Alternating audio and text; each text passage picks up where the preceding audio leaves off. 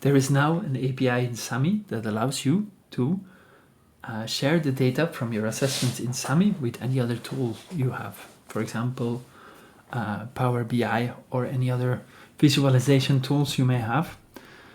In order to set this up, you go to Manage Integrations, and there you go to the API. And on the API documentation, you will have the specifics on how to integrate this API. So here, the little slider bar, you can turn it on and you can turn it back off. That's how you turn on and off the API in SAMMY.